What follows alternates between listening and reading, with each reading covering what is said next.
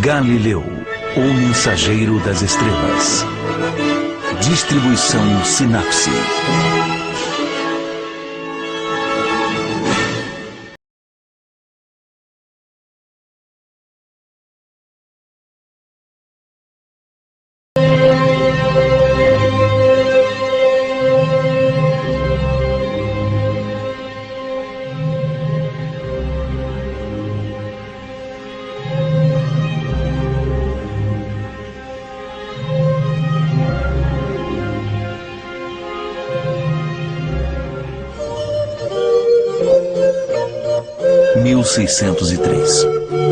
Ao despontar do século XVII, o Renascimento italiano é universalmente reconhecido e a imprensa de Gutenberg contagia toda a Europa.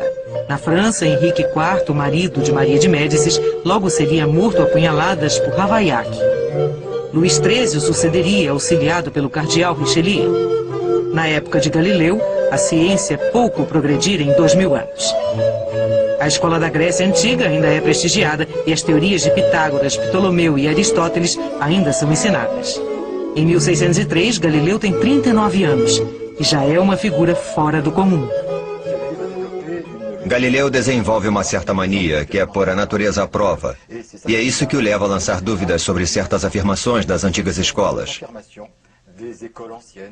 Agora, entenda-se escola no sentido de teoria, em particular as teorias de Aristóteles, que foram adotadas pela Igreja no Concílio de Trento, no fim do século XVI.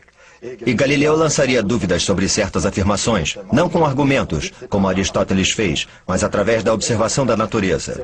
É da natureza que virá a verdade. Pode-se dizer, na natureza, a verdade. Aristóteles não fazia experiências, ele olhava e organizava as coisas em uma estrutura lógica e coerente.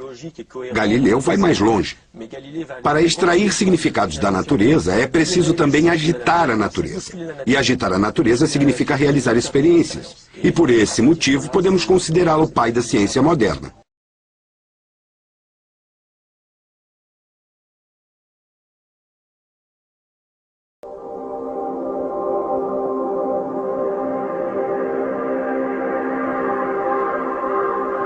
Não passa de lenda a história de que Galileu teria feito experiências da Torre Inclinada de Pisa. É em Pádua, no alto da torre de uma igreja, que ele tem a primeira intuição de que um determinado fenômeno afeta um corpo em queda, a resistência do ar. Aristóteles declara que faz parte da natureza dos objetos pesados cair mais rápido do que os objetos leves. É verdade que essa afirmação parece muito lógica. Se você pegar uma pedra e uma folha e jogar os dois juntos, a pedra vai chegar ao chão antes da folha. Mas Galileu percebe rapidamente que é preciso levar a resistência do ar em conta. Ele começa comparando a queda de objetos do mesmo tamanho, onde a resistência seria aproximadamente a mesma, e comparando bolas de diferentes materiais. Por exemplo, uma bola de chumbo e uma bola de cortiça, que ele joga.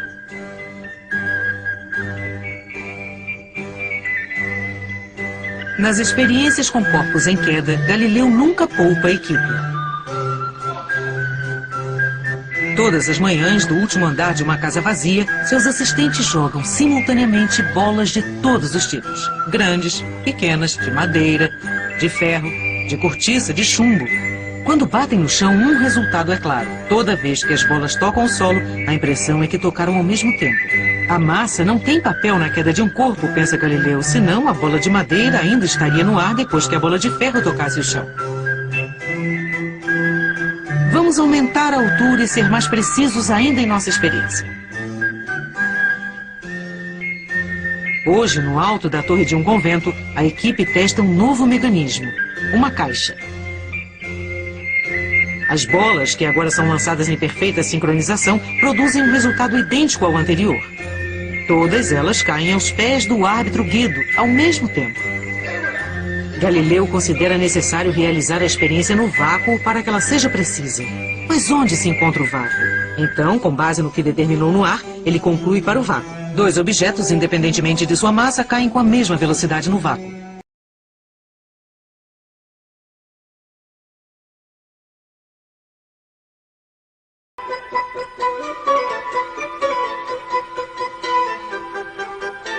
A trilha ao longo do canal entre Pádua e Veneza é um convite à inspiração. Em seu burrico, Galileu se diverte imaginando uma série de instrumentos. O mais recente é um compasso que permite o cálculo de um grande número de distâncias e raízes quadradas. Batizado de compasso geométrico militar, Galileu vende um instrumento para o exército, uma saída para equilibrar o orçamento.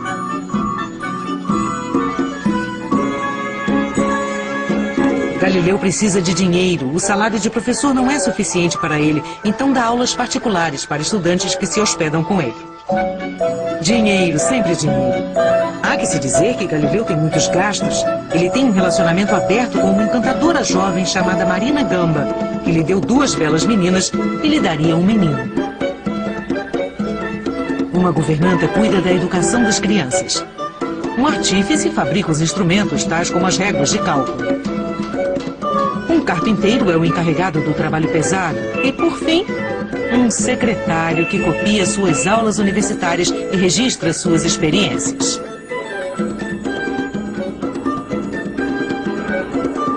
A lista não estaria completa se esquecêssemos de mencionar Guido, o jovem aprendiz que tem tendência a dormir em tudo que é canto desde a última experiência. 1, 2, 3. Galileu está aperfeiçoando um sistema revolucionário. Utilizando um plano inclinado para rolar uma esfera, ele tem a intuição que, além das forças de atrito, a bola está sujeita às mesmas forças de quando jogada verticalmente. Quando combinada a uma leve inclinação, a duração da queda é consideravelmente prolongada. 1, 2, 3. Ela se torna mensurável, mas nessa época o cronômetro não existe. Para marcar o tempo, precisamos de água. Água corrente. Anote, anote, anote. Vamos fazer uma experiência jogando a esfera e derramando água do lado. Assim poderemos calcular o tempo. Para calcular o tempo, a estratégia é esvaziar um garrafão de água em um recipiente durante um dado... Para calcular o tempo, a estratégia é esvaziar um garrafão de água em um recipiente durante um dado intervalo de tempo. Preparar. Tendo feito isso, resta apenas pesar o volume da água recolhida. Mas não se trata de um procedimento fácil. Ele requer sincronização perfeita dos movimentos. Pare. E, acima de tudo, que Guido se concentre. Preste atenção no que está fazendo. Preste atenção, Guido. Não é possível. Longe de desanimar, Galileu inventa outro método de medição. No trajeto das esferas, em distâncias idênticas, ele coloca pequenos sinos que tocarão quando elas passarem.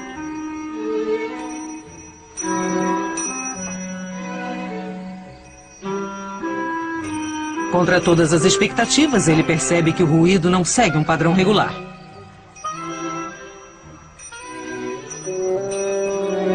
Vamos posicionar os sinos de modo que eles toquem em intervalos regulares. Vamos espalhá-los ao longo do trilho do plano inclinado.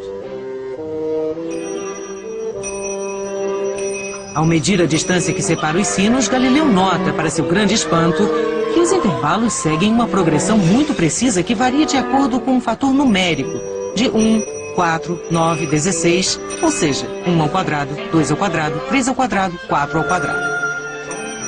Graças ao sistema do plano inclinado, Galileu revela a existência do movimento uniformemente acelerado e a lei da queda em proporção ao quadrado do tempo. As bases da nossa física estão lançadas. Gênio puro. Galileu compreende a natureza do movimento da queda, mas não o formaliza em termos de fórmulas matemáticas, porque naquela época não tínhamos esse método de formalizar a ciência.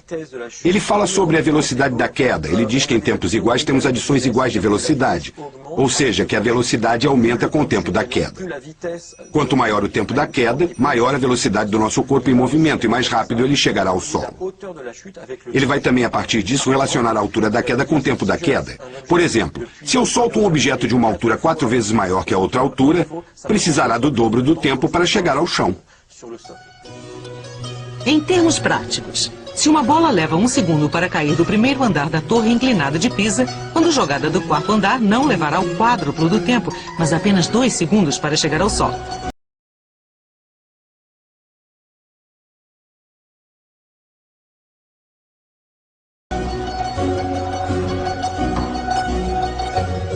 Em sua oficina, Galileu observa um fenômeno curioso quando a bola sai do plano inclinado. Ao contrário do que ele acredita, a bola não cai verticalmente, mas descreve uma trajetória muito precisa que varia de acordo com a velocidade do seu impulso. Galileu compreende rapidamente as vantagens financeiras que esta observação pode render. No início do século XVII, achava-se que o movimento de uma bala de canhão em relação ao solo horizontal era o seguinte: a bala era disparada e não era mais possível vê-la. Ela seguia em linha reta e aí em certo momento parava e caía verticalmente. Por quê? Porque quem recebia a bala não conseguia vê-la chegando. Então se tinha a impressão de que ela caía na vertical. O movimento da bala de canhão era uma linha reta, uma parada. Dizem que nesse momento a bala de canhão perdia o ímpeto. Era esse o termo, e aí simplesmente caía. Galileu entendia alguma coisa de artes militares. Ele deu aulas de engenharia militar, então ele entendia da coisa. Ele rapidamente percebeu que a trajetória da bala de canhão deveria ser uma trajetória parabólica. Por um lado, ele realizou experiências sobre os princípios básicos da natureza. E por outro, foi engenhoso bastante para identificar utilidades que lhe rendessem algum dinheiro. Ele não tinha tabus.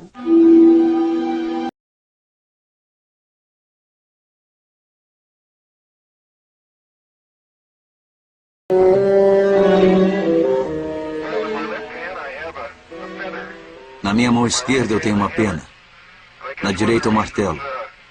E acho que um dos motivos de estarmos aqui hoje é que há muito tempo um homem chamado Galileu fez uma descoberta importantíssima sobre corpos em queda e campos gravitacionais. Eu vou jogar os dois e espero que eles cheguem ao solo ao mesmo tempo. E chegaram. É a prova de que Galileu estava certo em suas conclusões.